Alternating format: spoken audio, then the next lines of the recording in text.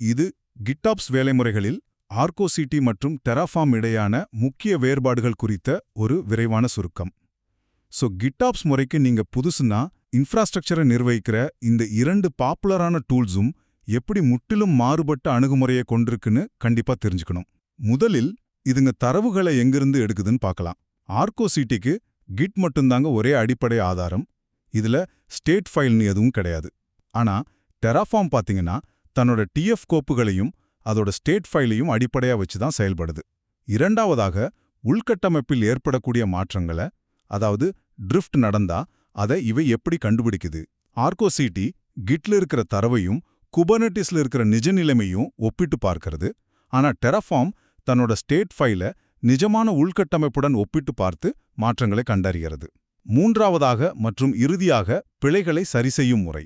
ஆர்கோசிட்டி தானாகவே பிழைகளை கண்டுபிடிச்சு சரிசெய்யும், அதாவது ஆட்டோமேட்டிக்கா செல்ஃப் ஹீல் பண்ணிக்கும் வசதி கொண்டது.